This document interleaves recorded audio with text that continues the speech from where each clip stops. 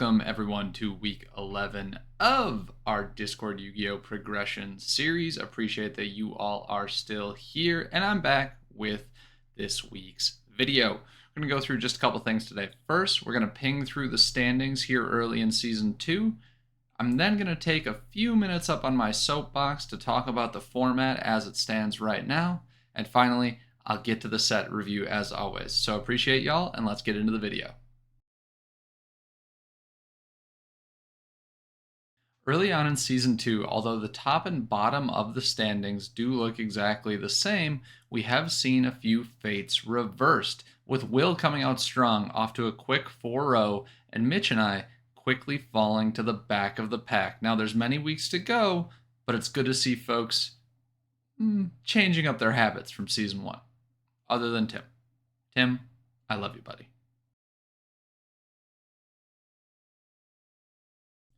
As much as I've taken some shit from some of the members in our playing group, I do want to take a couple minutes and just talk about my thoughts on the format.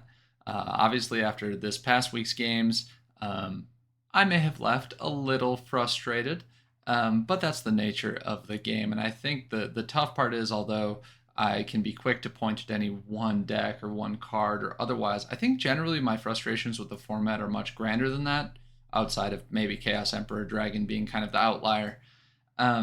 When we started this series, the target was to do limited play, right? And the nature of limited is that you end up with unequal banks of cards, right? I mean, you think about weeks 1 to 4 in our series. Prior to the establishment of wild cards, there were some folks who had better cards. There were some folks who had worse. That disparity in power led to game results, unquestionably. And I think that, although weeks 1 to 4 are a little bit of a hyperbolic example, given how swingy some of the spells and otherwise were, once we introduced wild cards, and with the consistency that we've already introduced to the series with getting to open 2 boxes, keep the better, and keep a couple cards out of the other, we just kind of crept closer and closer to constructed Yu-Gi-Oh! With the applicability of wild cards to the reprint sets as well, all of a sudden many of these power staples that perhaps previously, 3 people might have pulled 1 Mystical Space Typhoon. And that would have been a cool, powerful individual piece that they had access to that others didn't. Instead, with the wildcard system, there was the opportunity, and I think many took it, me included, to craft some of those power staples such that we saw just the base level of power amongst the decks, the consistency of responses, the consistency with an archetype increase, especially for those of us, again, me included, who built archetypes out week over week. For me, it was fairies. For Joe, it was gravekeepers. For Will, it was a zombie deck. I think Ash put together a heck of a monarch deck. As you spend more and more cards and invest into these lists, your 40 card list all of a sudden includes 3 bad cards, 2 bad cards. And of course, we all pulled many of them. Just a quick study of last week's decks suggested that wild cards ranged anywhere from 15 to 30% of a given deck list. So don't get me wrong, it's still a lot of pulls that we would have natively had, but the power level just has crept up really high. Now, we're not going to walk that back. I'm not here to tell you that we're nuking the series, we're starting over, nothing like that. I just think that you should expect to see over the coming weeks some more bans of some of the more difficult cards to balance around, right? This week, of course, we have banned Cyberstein and we have banned Forceful Sentry, kind of outside of the normal ban process, just because it was time for those cards to go. Forceful Sentry's been around as a terror for kind of a while and evaded our first ban process. Cyberstein only made it, a week or 2 in, but I don't think anyone's really craving to see that card resolve again. And although my goal is to allow this to be an organically developed series that kind of fits all of our preferences, 1, at the end of the day, that's impossible to do for 10 people. And 2, we are going to have to try to work to hit not cards that are unique to certain archetypes, because I want that to stay and I want people to be able to have that deck identity that's exciting. But I think some of the generic power cards, I could see us potentially limiting some cards that maybe I didn't expect us to have so many, or limiting them if you otherwise wildcarded them. And again, this is a process that'll be kind of talked through and transparent, because I don't want it to look like I'm trying to gain favor for myself, or any individuals trying to kind of game the system and get a leg up. There's more to come there. I'm not announcing any decision today. It's just I didn't write a script for this. I'm just kind of going off the top of the head because I think, have I been a little frustrated with where this all ended up? Maybe a little, yeah. Has it mirrored what I thought my goal for the series was? From a hanging out with my friends perspective, absolutely. I love Duel Night. I love getting connect with folks over Yu-Gi-Oh, talk about the decks. It's a chance to engage, especially for some of the guys that I don't necessarily talk to all that often. But in terms of the Yu-Gi-Oh itself, the outcome hasn't been quite what I was shooting for. So just watch the Discord and these videos over the next couple weeks. I think we'll continue to try to work towards, in a fair way, um, that limited feel, the feeling of playing unique decks, trying to get back to a place where deck lists are not uniform in their staples at the very least. And we'll see where we end up. But I am still enjoying it. I'm grateful to be playing with you all. I appreciate the continued feedback that you've all provided as we've tried to navigate, creating something ad hoc out of thin air. That although there's been inspiration, our rule set was our own. We've pulled back the wild cards for now. I think there's the possibility for another system to enter that space in the future, certainly with a bit of redesign, but more to come on that in the future weeks. Having done my court mandated spot of bitching, let's go ahead and get into the set reviews. This week, starting off with Enemy of Justice, which introduces really two archetypes. The first being an archetype that already existed, and that being the Hero Support. These are a series of spell and trap cards that augment the hero archetype writ large and have some general applicability. I encourage you to just go ahead and check those out. I'm not going to go through them all, and I think absent playing decent sets of each of them, they may be hard to leverage, but I encourage you to check that out. The other archetype to highlight is, again, heroes, but with a different spin, right? First, we kind of had the elemental heroes. We now get the destiny heroes, an archetype that, in my opinion, gets much better support throughout the span of Yu-Gi-Oh's history. Destiny heroes, I would say, don't have any specific gimmick. They just represent kind of a different direction for heroes to go. Over time, they are empowered with more graveyard manipulation and with kind of recursive value to generate larger and larger guys. We're not going to see that immediately in this supportive package. This is really focused on a couple of battle tricks and some ultimately pretty threatening dudes. But down the road, they represent what I think is the more productive of the hero archetypes. Let's get into the individual cards. First off, I said individual, but we're going to go with a duo. I've got Herald of Green Light and Herald of Purple Light here packaged together. These are both light fairies, 2-star monsters, with the effect, respectively, that when your opponent activates a trap card or a spell card, in the case of Green Light, you can quick effect not discard. I know we got hung up on that last week with Dark Worlds for some of you. You can send the card itself and another fairy monster in your hand to the graveyard and negate the activation of the spell or trap and destroy it. This is pretty cool, right? It's a hand trap. We haven't seen a ton of these thus far. Obviously, you're going pretty neg for the negation. You're going -2. But if you're able to leverage those fairies in the grave for value, it could honestly be a productive play headed into your next turn for a Soul of Purity and Light, or something to that effect. These cards are good. If you're already playing a fairy list, you should check them out. Next up, we have Banisher of the Radiance, another fairy, 3-star light monster. This card is pretty straightforward. It's just a 1600 0, which itself isn't impressive, but its effect is quite good. That being, any card sent to the graveyard is banished instead. Dimensional Fusion enjoyers everywhere, rise up. More importantly, though, this is a great way to just counter opponents' plays, right? We're going to see some spells and traps in a sec that do this as well, but limiting access to the graveyard, preventing the graveyard from becoming a second hand, or perhaps productively getting things moved to the banishment that you want to leverage. This is one great way to do that within the fairy archetype. And if Gravity Bind existed, sad, it would be a pretty cool 3-star attacking light monster. Next up is Destiny Hero Diamond Dude. I call this out. For those of you who are interested in this card, there's more than I could go over here. Historically, there were decks built around Diamond Dude beats. Just give them a Google. You may be able to find them.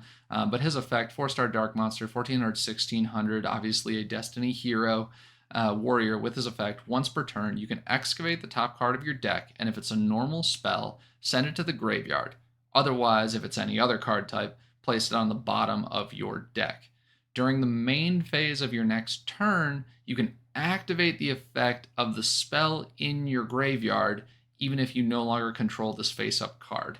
I'm not going to go through the many permutations of how this could be good, but one big perk here is that you're activating the spell out of the graveyard, so negation that has to happen on the field, right, is no longer going to be an option. So Diamond Dude can lead to a lot of cool plays. It merits some exploration on your part. Check them out. Now we have Majestic Mech Oka, a 6-star light monster, 2400 attack, 1400 defense, and yet again a fairy, as we see that fairy package continue to grow, a package that I've really enjoyed to this point and that does kind of get better. But the effect here is pretty cool. You can normal this card without tributing, and if you do, during the end phase of that turn, you'd send it to the graveyard, right? So it's not destroyed, it's sent to the graveyard. But the cool thing here is skill drain, right? For any of you who encountered Ashcan's wonderful deck last week, which I still claim 10% of the thought behind, if you can get this card onto the field, right, you can summon it without tributing out of the hand, but then once it gets on the field, skill drain will take effect so that it won't be sent to the graveyard at the end of the turn, and that only needs to last one turn.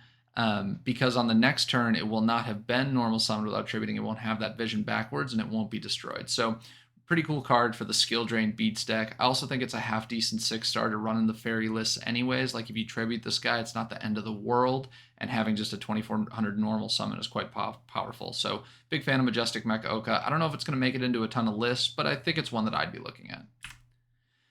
Next up is Victory Viper XX03. This card isn't necessarily a part of a big archetype. There ends up being like 3 of these generic ship monsters that have kind of these various effects on destruction of another monster by battle. But the point here is that this card can actually get kind of out of control, and it can be a response to face-up back row. You know, if your opponent is playing a back row focused deck, and perhaps they're just playing some smaller monsters to cycle, think Magical Merchant, think Sangan, think things to that extent, right? Where you're just rummaging through the deck. Victory Viper, when destroying an opponent's monster by battle, can then just target a face-up spell or trap and pop it. That's quite good. If it destroys another monster by battle, it just gains 400 attack, becoming a scaling threat. So if you can get a couple buffs on this in the first place, that's pretty good. And then you also have the option to start flooding the field by whenever you destroy another monster with the Victory Viper, summoning an option token which has the same stats as the Victory Viper. So feasibly imagine turn, you play Victory Viper, you attack and destroy a Sangan. On destruction, you'll then summon a token which can then attack. So you're kind of getting 2 monsters for 1 out of your normal summon if you can get that attack to go through.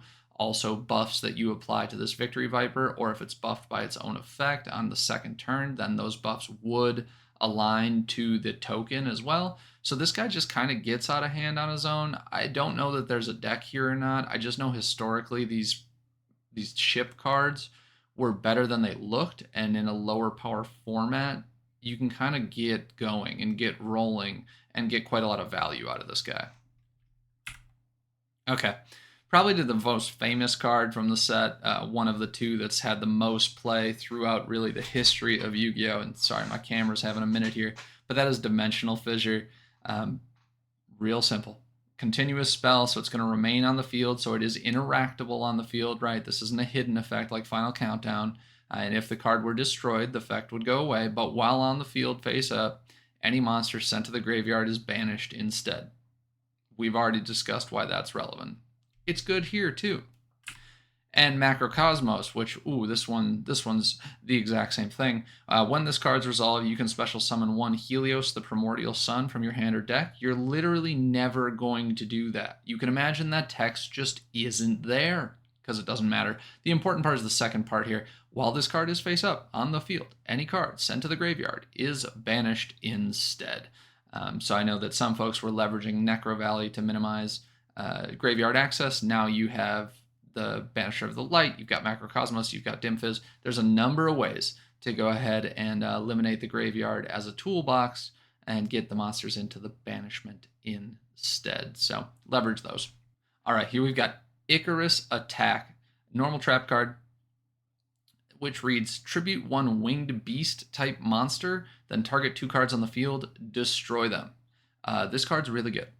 As winged beast archetypes are released, and I can tell you there will be a winged beast archetype that will release and define the game for an extended period, Icarus Attack only gets better, right? It's a 2 for 2, but you're doing it at a time that's optimal to you. You're tributing a winged beast monster on the field, target 2 cards, destroy them. You can do it on your opponent's turn, so you can maximize the value of it at an opportune moment. This card is just really, really good. You'll want to pick 3 of these up if you can, because they're really that playable. Really good card. All right, last one for the first set, and that is Destiny Signal. I call this out. This might have niche use. I'm not certain that it's really good, but certainly if you're playing like a D Heroes deck or any deck where you can splash a few Destiny Heroes into it, level 4 or lower, this is good.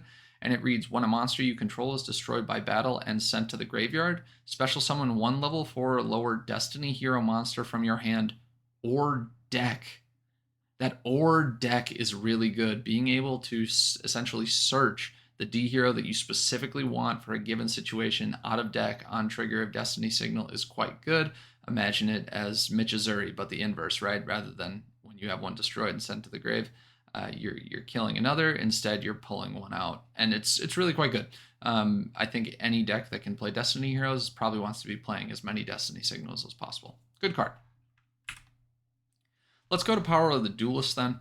This set has 3 archetypes in it, although I'm listing Destiny Heroes twice just because there's continued support in Power of the Duelist. You know, the Konami way. Can't ever give you all the cards at once. Kind of got to spread them out across months to sell those packs, baby. Am I right? A couple other archetypes here, though. We've got aliens, as well as kind of proto-dinosaurs, pun sadly intended.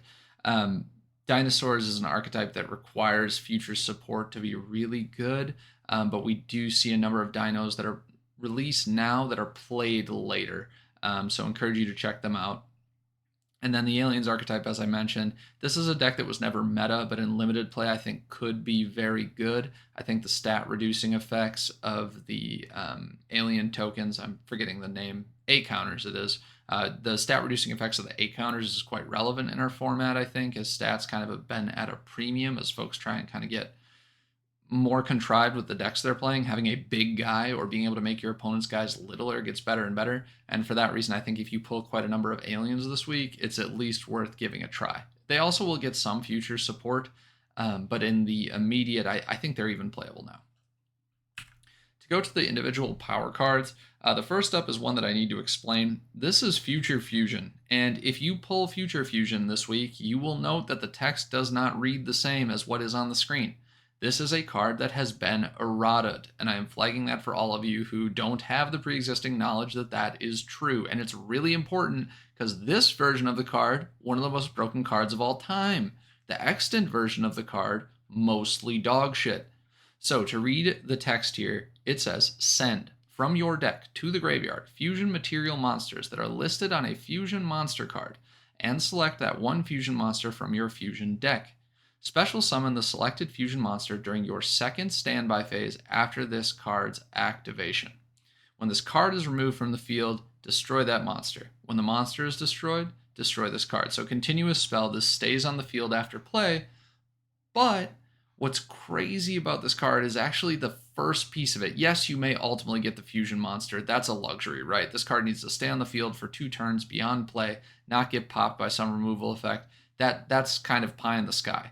But what ultimately gets errated, and what is important on this first version, is you send the fusion material monsters on activation, right?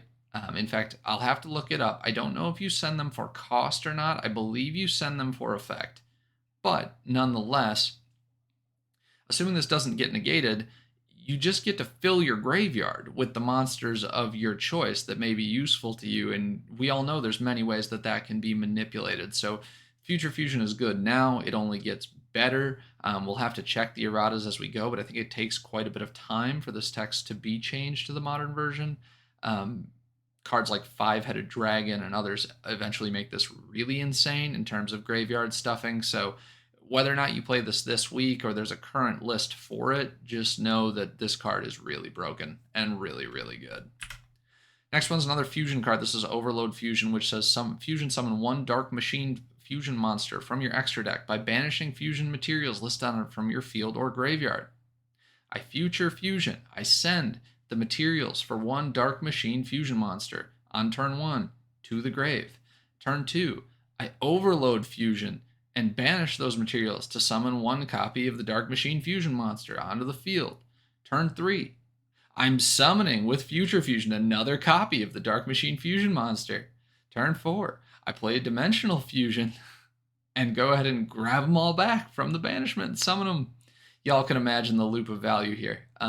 Notably, I do want to call out this card does get almost immediately limited. So I encourage you all who have saves. What up, loser gang? O2 power. If you have saves, don't grab too many of these Overload Fusions. If you have one, it's enough. It stays limited for quite a long time. Future Fusion's the same way. All right, we've got the Vehicroid Connection Zone, the third of the fusion cards I'm highlighting, but this one has kind of some unique text compared to the other spells we've seen. This one being fusion summon one Vehicroid fusion monster from your extra deck using monsters from your hand or field as fusion materials. And then, really importantly here, if you do, it cannot be destroyed by card effects and its effects cannot be negated. Now, the Roids aren't the craziest monsters, but getting immunity to all card effect destruction and ensuring that the effect of that monster is going to go off is really good. So do check out your Roid pool if you're interested in playing it, Vehicroid Connection Zone, along with the many fusions that are included in this set. I think there is a playable deck there and it's worth checking out. Last card, and I include this one because whether or not it's playable this week, it ends up being very playable in future dinosaur lists. Not to mention it spawns some of the greatest Yu-Gi-Oh memes of all time. Pop the baby enjoyers, rise up, what's good Farfa. Baby Cerosaurus, 2-star dinosaur effect, attack 5, defense 5, but the important text is on the card here. It says, if this card is destroyed by a card effect and sent to the graveyard, special summon one level 4 or lower dinosaur type monster from your deck. Now, on the field, this is pretty okay, right? If it gets popped on the field, it floats into another dinosaur. But what if I told you that dinosaurs eventually have the ability to destroy cards in your own hand, such that you summon a dinosaur, pop the baby in your hand, and then special summon another dinosaur as a result? Yeah, that gets pretty out of hand pretty fast, and that's the reason to pick up 3 of these now while you have a chance.